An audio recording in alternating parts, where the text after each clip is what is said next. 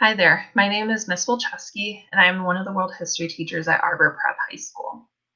So you guys have just been working with Mr. McNamara to come up with a claim and a counterclaim. But what do you do after that? The next thing you do is you look for relevant evidence to support your claim as well as your counterclaim. Evidence essentially is information from the text that we use in order to strengthen and support both our claim as well as our counterclaim. This information can be everything from numbers to names, descriptions, quotes in the reading from other sources, and many other things. So essentially, pretty much everything in the reading can be used as evidence in some way, shape, or form. To give you guys a quirky example, if you guys have ever watched the TV show Ghost Adventures or Ghost Hunters, you'll know that they use a lot of video and audio evidence to support or deny a claim that's made by residents about whether a house or a business is haunted or not haunted. While we're not talking about ghosts in this particular case, we're still looking for evidence. So that's exactly what we're going to do today. When you're looking at evidence, you can use evidence in your writing in two different ways. So the first way is that you can use a direct quote from the text. So all that basically means is you are using a short phrase or even up to a single sentence that the author wrote, and you are taking it word for word and placing it in your own writing. Now, in order to be able to do that, you have to do two things. The first thing is that you need to make sure that you put quotation marks around the beginning of the phrase or sentence and at the end of the phrase or sentence. This basically shows your reader that this is information that you pulled directly from your reading, as opposed to it being your own words. You'll also need to make sure that you mention the author's name and or the article title in order to give them credit. I'll talk about why this is important in just a moment. The other way that you can include evidence in your writing is through something called summarization. So let's say, for example, you're reading the article and you see a whole paragraph of information or multiple paragraphs of information that you want to include, but obviously you can't include all of that writing into your own paragraph. So what you can do is you can summarize it, which basically means put what the author says into your own words. You do not have to put quotation marks around that. However, you still need to make sure that you mention either the author and or the article title in your summary to give them credit.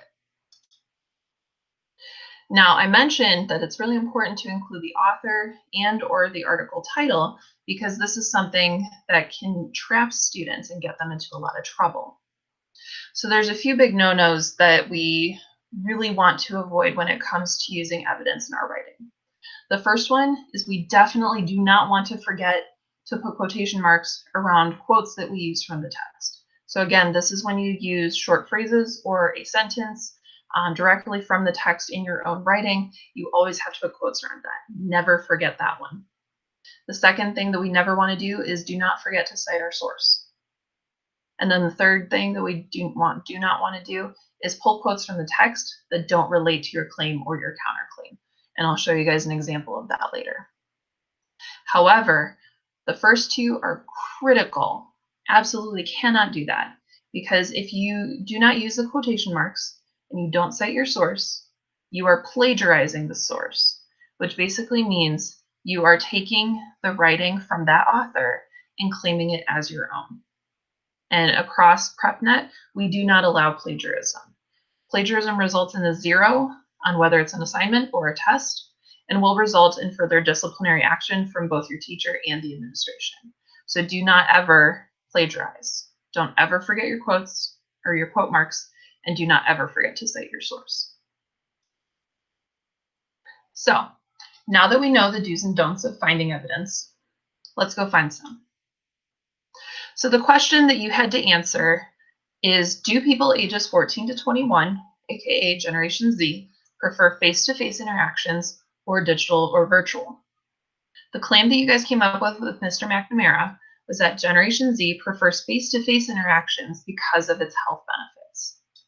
Now, I want to focus in on where it says because of its health benefits. The reason being is that this little phrase right here, because of its health benefits, is going to drive where you look for your evidence. So basically, any evidence that you look for should directly relate back to this idea of face-to-face interactions providing health benefits. Okay, so I've included my first piece of evidence for you here. So I took a screenshot of part of the reading and I underlined a sentence that says studies have shown that social interaction is beneficial to our physical and mental health. So I've placed that on my slide and I put it in quotation marks. I put 3 dots at the end because it's not a full complete sentence. And then I also made sure to include the author's last name after my quote is done. Do not refer to authors by their first name. You can refer to them by their full name or just by their last name. So that is my first piece of evidence to support this idea that face-to-face interactions are beneficial to the health of Gen Z. So I've come back to this reading. I'm going to have you guys pause here for just a moment, and I want you to find the second piece of evidence. So go ahead and pause and come back when you're ready.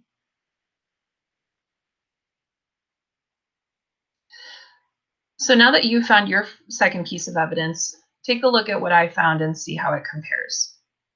So I decided to look at the sentence that says being quarantined has affected the way I am feeling, behaving, and sleeping. And my friends have told me they feel the same, more anxious, lonely, and unhappy. So obviously this is a negative impact on our health. But I wanted to show you guys the other way, summarizing information from the text.